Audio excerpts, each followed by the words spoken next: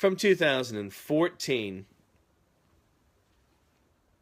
A loved one dies, and amid all the other feelings of loss, the survivors lose the voice of the loved one. A funeral is an opportunity to grieve and remember, but the designated time is not enough. Pity the parents of Warriena Wright, who have to endure her voice being sullied by an alleged killer.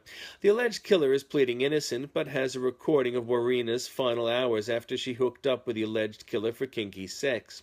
In the recording, he is heard denying her clothes and goods as she begs to just leave, and also says he has a recording of her.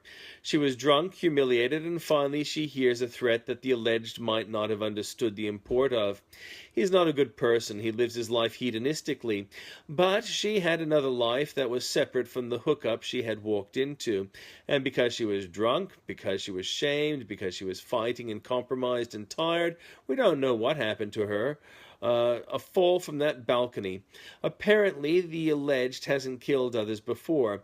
No one who signs up for a wild night expects to be humiliated for the rest of their days.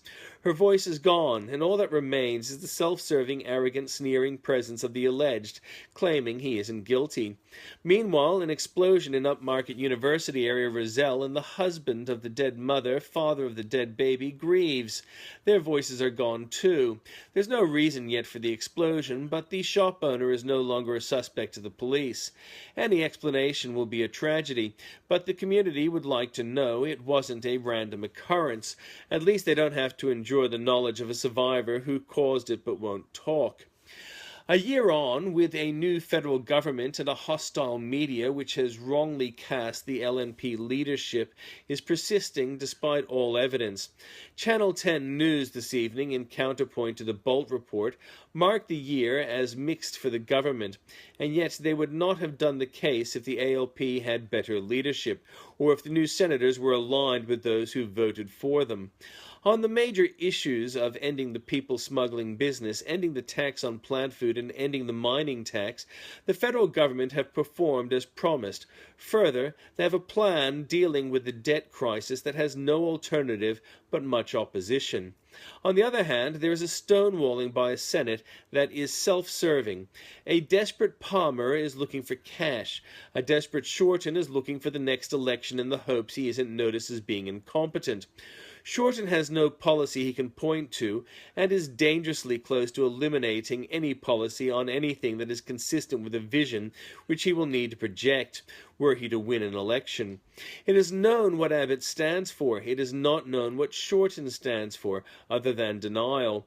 60 Minutes is running a program accusing the government of doing its job regarding Ashby and Slipper. A 60 Minutes journalist talking to Ashby observes his assertions are explosive. In fact, they aren't. Apparently, Mal Broff referred Ashby to a QC. He should have done that. Ashby coded Broff with a female name in testimony. Broff would not have known that. We know of the last year. What about the next two in lead up to an election? Will Palmer be behind bars? Will Shorten? Will ALP find a policy? Will the media begin reporting objectively? Some say the federal government system is broke. It isn't broken, but it relies on competent people on both sides and an impartial, strong press. Children respond well to direction. They like to excel, and it is disappointing, enervating, and heartbreaking when they are denied that and are told there is no such thing as success, but only individuality. A telling observation regarding media-savvy terrorist leaders is the substantial numbers who come from the affluent societies that have given much to them. Some are on invalid pensions, job search allowances, have university education, substantial links to bike gangs, and organized crime. By way of contrast, soldiers are not like that in Western nations. Many are duty-bound and have strong work ethics. Contrary to terrorist assertions employing moral relativism, soldiers don't kill indiscriminately.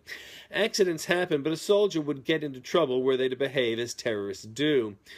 With terrorists coming from the same society as soldiers who oppose them, it is salient to ask why, and apparently it is to do with upbringing.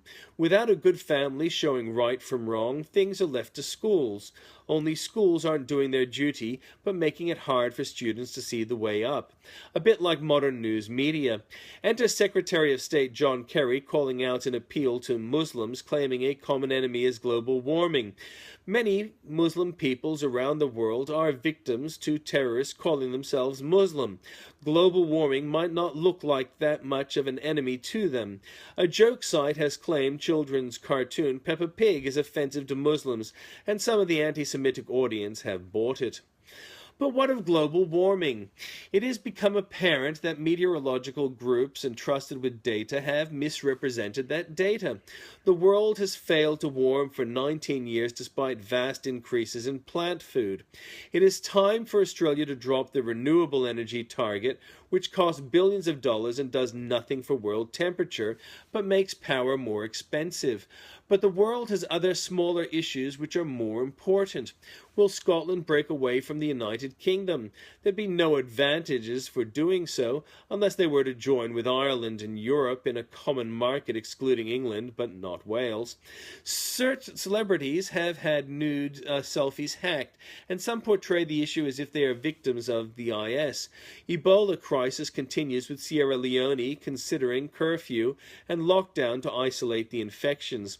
It is unknown how Greens in Australia will view this solution. On the one hand, victims die, making the world more population steady. On the other hand, children are locked in detention. A pop star has died, aged 25, possibly by her own hand. A big prawn has been found and photographed before being released, possibly to hunt unwary swimmers.